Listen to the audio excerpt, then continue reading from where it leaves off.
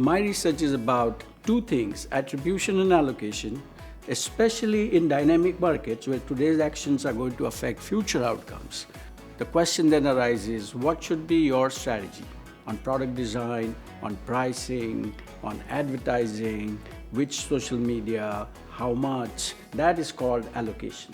Attribution is what is the impact of your actions on your sales and competitors' sales. And so there's a multitude of actions. And so that attribution aspect is one of my main research. And allocation, what is different that you would do to maximize some goal like profit or market share. The true importance of the research is to take into account the feedback from the market, from competitors, your own actions, and then generate a possibility of scenarios to come up with the best strategy. Imagine Amazon, and they have the fleet of cars, but not all their fleet of trucks that they deliver from are owned by them. That creates settlement risk. So consumer may get the product and it is a different product. Maybe it is damaged product. It is probably stolen or broken or tampered. And so there is always this finger pointing but no resolution, and that hurts consumers. In China, there is a company called JD.com, and they decided one day that we are going to make the settlement risk zero.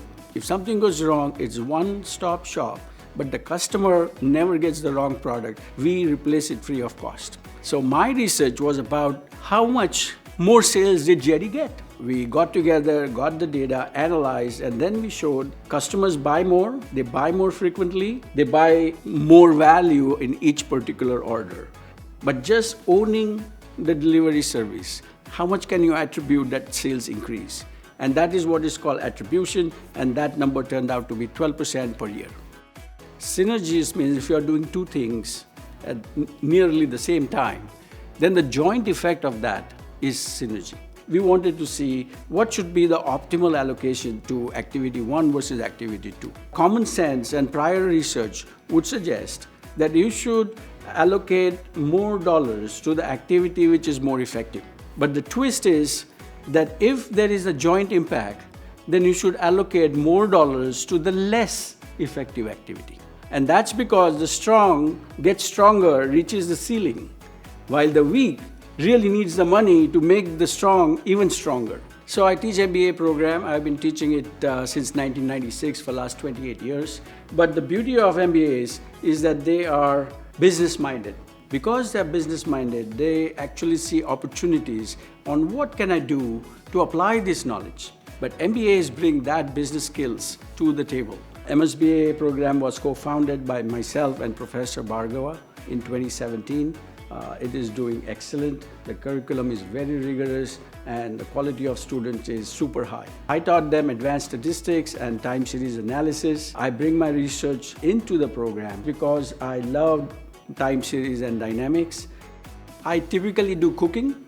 I love to cook. It takes me into the zone. And the second thing I would love to do, which I don't do often as much as I should, is paragliding.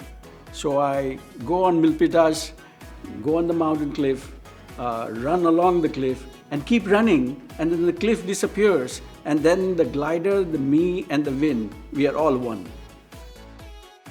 And that is a beautiful experience.